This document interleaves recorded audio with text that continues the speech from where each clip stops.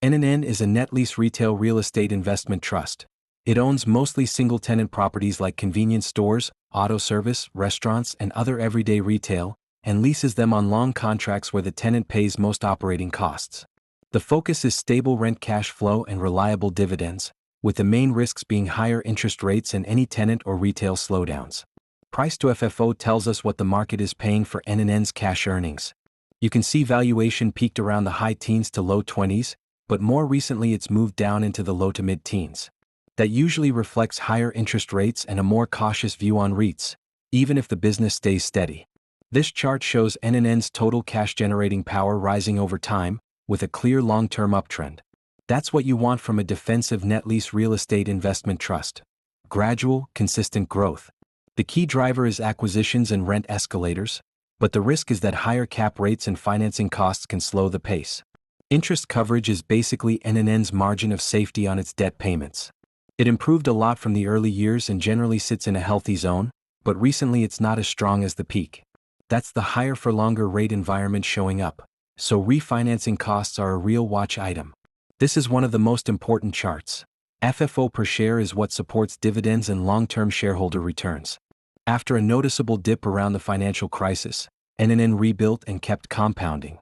The recent plateau tells you growth is slower, often a mix of higher funding costs and a more selective acquisition market. Price to book isn't perfect for REITs, but it's still a sentiment gauge. You can see investors used to pay well over 2 times book at points, while more recently it's closer to the high ones.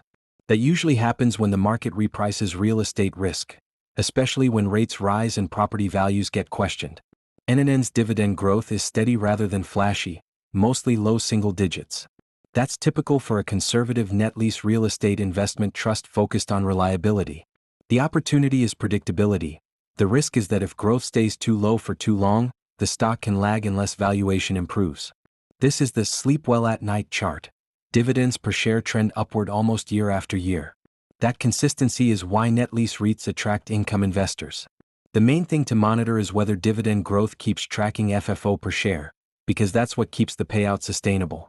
NNN's payout ratio has usually been on the high side, which is normal for REITs, but you can see periods where it spiked, especially around stressed years. More recently it's been more controlled, which is encouraging. Still, in a higher rate environment, the market wants proof that cash flows stay resilient and the dividend remains covered. Analyst sentiment here is mixed to cautious. We've got 2 strong buys, 2 buys, 11 holds, and 3 sells. The key message is that most analysts see NNN as a steady, defensive real estate investment trust, but not an obvious bargain right now. The large hold camp usually means expectations are already priced in. Investors like the reliable rent cash flow and dividend stability, but they're watching a few real risks: higher for longer interest rates, refinancing costs over time, and whether valuation leaves enough upside.